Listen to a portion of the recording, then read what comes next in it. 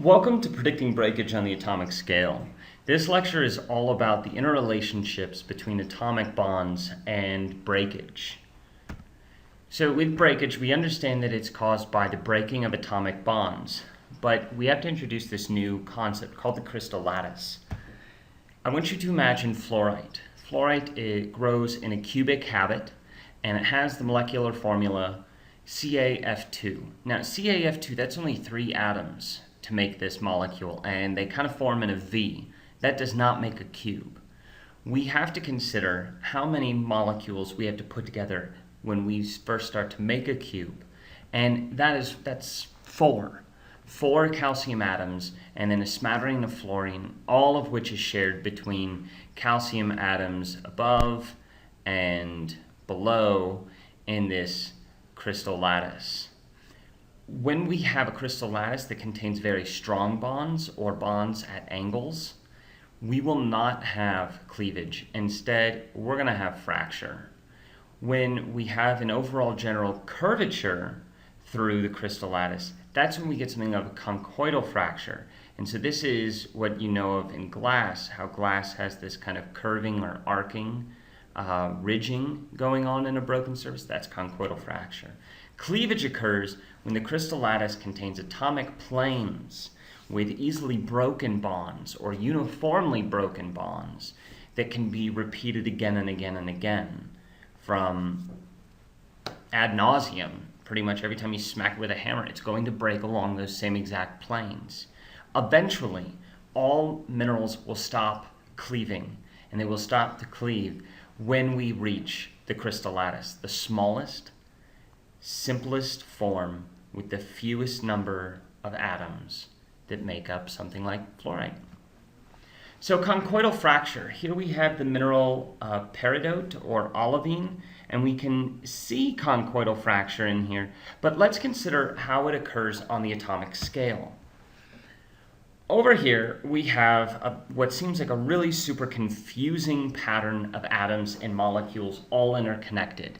These are what we call tetrahedral, because if we start to simplify it and we understand that this is our little cation, our little silicate, and it has 4 bonds, it branches out to 4 little oxygens, we can simplify that structure in one of these pyramids. Much like in organic chemistry with carbons, at each point of these little pyramids, you would find an atom, and then in the center you'll find another atom, a silica. And from these little pyramids, we cannot find whatsoever a straight, flat plane. The bonds of silicates are notoriously difficult to break. And so the breaking through this, even though we see oxygens in lines, the breaking through this is going to follow a very uneven pattern. And that's what is causing conchoidal fracture. Where all the bonds are the same, you are going to find a difficult pattern or a difficult parallel plane. So fracture. Fracture is going to occur with strong non-planar bonds which just don't permit changes in breakage. In fact, the probability that one will break over the other being equal, you are going to create an uneven surface. Here we have the mineral pyrite, and in pyrite's strong iron-sulfur bonds, so the iron is the purple and the sulfur is the yellow. These are really super strong, and so much like in olivine, you're going to have this really uneven fracture, and it's just not predictable. However, pyrite has something that olivine does not. In the very center of its crystal lattice, so the smallest molecular form of pyrite that we can make, we have a sulfur-sulfur bond. This bond is super weak, and so this bond wants to break. And so crystal lattices are constantly busting themselves in half and ripping themselves to pieces in a very strange way, which is why pyrite can never have cleavage. There it is. So the cleavages we're going to be looking at, these are their names. We're mostly going to focus on the main 6. When I say 6, I mean prismatic actually has 2 different types of cleavage. Dodecahedral we're not really going to see, but we'll take a look at it anyway because it's just so cool.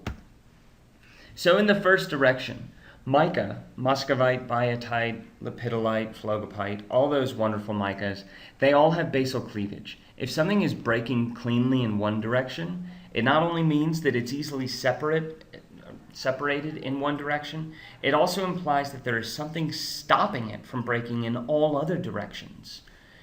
Imagining looking down at the top of a mica here, this is its atomic structure. If you take a good close look, you can see that it's made of rings of these little silicate pyramids that we took a look at in olivine. So this mica will never break crosswise, ever, ever, ever, ever.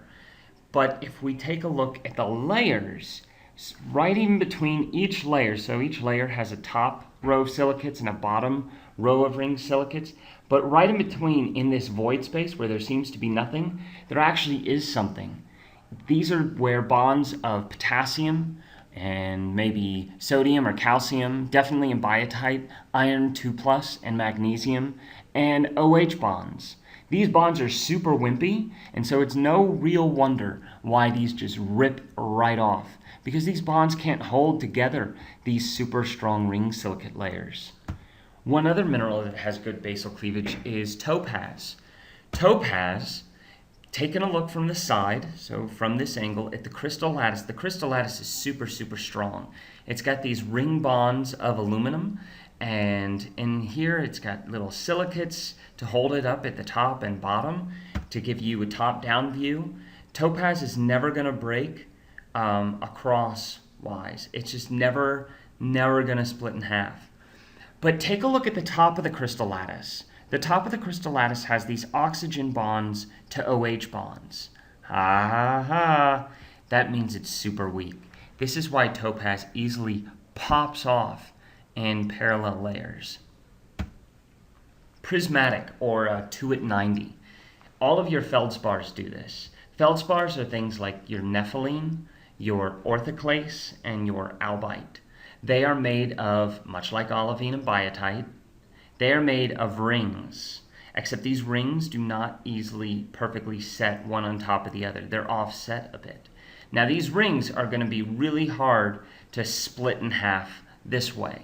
However, because these rings are so easily, and they're just rings, so rows and rows and rows of these rings, and they're not really well interconnected, prismatic minerals are difficult to break in this one direction, but they will pop off in layers, and they will separate on the face that, well, faces you. They will separate in halfwise. Not here, not splitting down the middle of a ring, but adjacent rings. So adjacent rows of rings you can divide in half.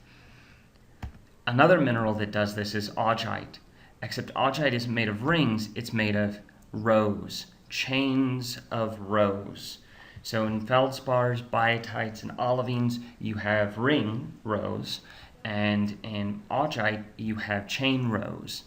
And these chain rows, much like the rings, don't want to divide in half this way, which is why this augite is rounded over here, because it's not cleaving, it's fracturing, and it's also why this surface is really uneven right here. However, you can easily start to rip off these chains and these wonderful layers here at 90 degrees to each other. A nifty thing about augite and this single chain of tetrahedra, they crystallize at about 1050 degrees Celsius. So they're stable at a pretty high temperature. These are the prismatics like your amphiboles. Amphiboles, instead of being a single chain, they are double chains together. This very broad stacking will not permit a 90-degree breakage. Instead, they permit only about 120 or a 60-degree break. This break right here would have to be the very edge of a double chain of tetrahedra, and this broad section right here is going to have to be looking at the very top. So if we were to super look in super close here, we would see that this is actually a little bit of a nub. It's pretty flat. It's not super sharp. These double chains, they are unstable once you reach 900 degrees Celsius. So they melt a lot sooner than the single chains. Cubic at 90. This is pretty awesome. These we like to think of as when we see cubic at 90 cleavage, we need to know that we have atoms that are in rows, and they are in rows that radiate all 90 degrees from each other. So they have to be in alternating atoms, and they have to be in straight rows, all 90 degrees from each other, in order to produce cubic cleavage. You cannot have any bent bonds. If you've got bent bonds, there's no way you're going to ever have cubic cleavage. Cubic cleavage means straight bonds of alternating atoms. Rhombohedral. Ha! This is what happens if your straight bonds do not meet at 90, and but you still have 3 planes. This is calcite and also things like rhodochrosite. Here in this microscopic image of calcite, we can see the breakage happening within the crystal. And through this breakage, we're separating the molecular structure. And the crystal lattice, not only does it grow in this habit, but you can quickly see how there are these rows of CaCO3 molecules that aren't very well bonded to the next group. They have fairly weak bonds, so they easily separate along those planes. Octahedral. So how in the world do we get these fluorite octahedrons anyway? Well, these are going to form from, instead of 3 planes at 90, you're going to have 4 planes all meeting at about 45, and they radiate from one point. We can get an octahedron either by growing it, or we can get it from a cube by applying pressure in the right locations. Starting from a cube, if we apply a little bit of pressure, we can start to get corners lopping off, kind of like what you see happening here along these surfaces, along these planes. And after we get this octahedron, if we continue pressure, we can still continue to pop it off. There's nothing stopping us at the octahedron, because cleavage continues throughout the molecule until we reach that final crystal lattice. Here is the atomic structure of fluorite, and I know you might be thinking, oh my God, but look, check this out. Alternating atoms in straight lines. And if we were to rotate this 90 degrees, we would see the same patternation. So when we're breaking these atom bonds, these molecules, and we only need a crystal lattice that's really about this big, we only need about 3 fluorines. This is much larger than the original crystal lattice, so we can go much slower, and so there's all sorts of things that we can pop off. Dodecahedral, this is the cleavage you shouldn't take notes on. Instead, just bask in its glory. We will not be able to really mess with crystal sphalerite and pound it to see this kind of cleavage. It's really something reserved for grad students in geology, because to take a pure crystal of sphalerite that's about the size of like a kumquat, bang it with a hammer, and watch it shatter into about 10 perfect 12-sided pieces is just amazing. I mean, you just stare at it and giggle because it's just hysterical. Sphalerite and all other crystal lattices with dodecahedral cleavage break in every dimension possible, pretty much. And it's really cool. So the cleavage types. When we have cleavage, we have perfect, imperfect, or good, and poor.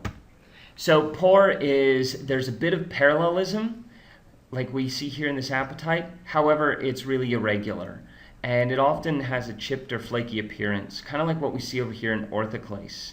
You might say, but this is, pretty parallel. Yeah, it is pretty parallel, but remember, cleavage has to be repeatable again and again and again all the time.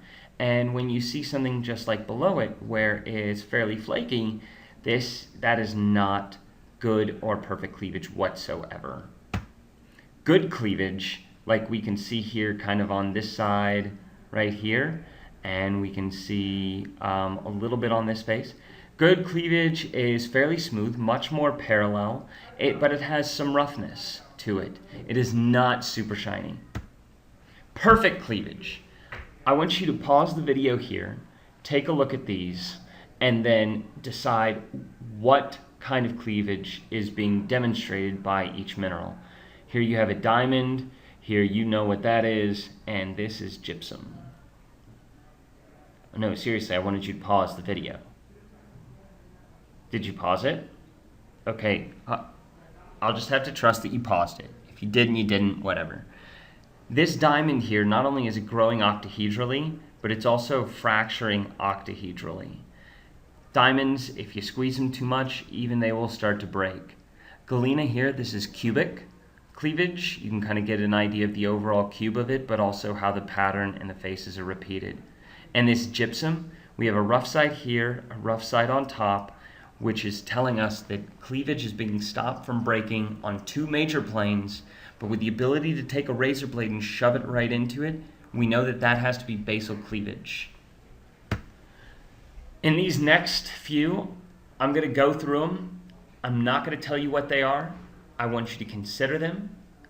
Pause when I get there, think about what they are, and then come into class and be prepared with questions to ask me on anything you didn't understand. All right? I'll see you in a bit.